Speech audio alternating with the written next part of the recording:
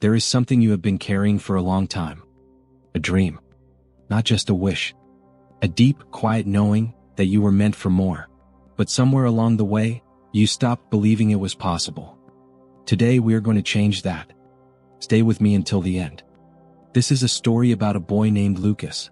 A boy who had a dream so big, it scared everyone around him, including himself.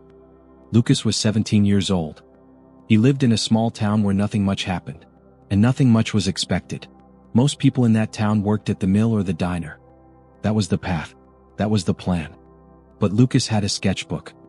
Every night, under a dim yellow lamp, he would draw buildings, cities, bridges that curved like music. He wanted to be an architect. Not just any architect, the kind who builds things that make people stop and breathe. His father, a quiet man named Thomas, worked at the mill for 20 years. He looked at Lucas's sketchbook one evening. He said nothing at first. Then, "Dreams are expensive, son." Lucas's best friend was a girl named Maya. Bright, practical Maya, who always had a plan. She supported him. But even she sometimes whispered, "Lucas, maybe you should have a backup." And there was a third voice. An old man who sat on a bench near the library every morning. His name was Mr. George. He was a retired civil engineer. And he noticed Lucas. One morning, Lucas sat down beside him. He had his sketchbook. Mr. George glanced over without a word. Then slowly he smiled. "You draw like someone who has already seen the building," he said. Lucas felt something stir inside him. He had never heard those words before. No one had ever seen his work that way, not with wonder but with recognition. Like the dream was already real. Mr. George became his mentor. They met every morning on that bench.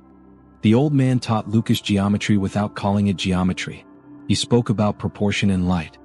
He showed Lucas how great buildings begin, not with tools, but with a persistent vision. But the hardest part was still ahead. Lucas applied to the state architecture program. He worked on his portfolio for 3 months. Every night. Every weekend. His hands were tired. His confidence wavered. One night he was ready to stop. He sat at his desk, staring at the blank page. He thought about everything his father had said. He thought about the backup plan Maya had mentioned. He almost closed the sketchbook for the last time. Then his phone buzzed. A message from Mr. George. It said just 4 words. "Finish what you started." Lucas picked up the pencil. He did not stop until morning. When the sun came through his window, the portfolio was complete. 3 weeks later, the letter arrived. Lucas sat at the kitchen table. His hands were trembling. He opened the envelope slowly. He had been accepted. Full scholarship. His father sat across from him, reading the letter. Thomas did not say a word for a long moment. Then he reached across the table and placed his hand on his son's. "I was wrong," his father said quietly. "Not about dreams being expensive, but about who gets to have them." Now let's talk about what this story is really about. It is not about talent. It is not about luck. It is about persistence, the quiet, stubborn refusal to stop. Lucas did not have perfect conditions. He did not have a wealthy family or a clear path. He had a pencil and a dream. And here is what most people miss. Dreams do not come true because you believe hard enough. Dreams come true because you work, even when belief is gone. Even when the page is blank. Even when the voice inside says it is too late. The people around you may not understand your dream. That is not their fault. They can only see what they have been taught to see. But a mentor, someone who has lived longer and failed more, they can see the building before it exists. Find your Mr. George.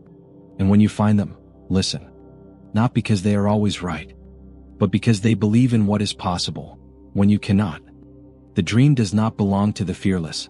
It belongs to those who were afraid and kept going anyway. That is you. Today we learned 4 important English words. The first word is persistent. Persistent means continuing firmly despite difficulty. Lucas was persistent. He never gave up even when it was hard.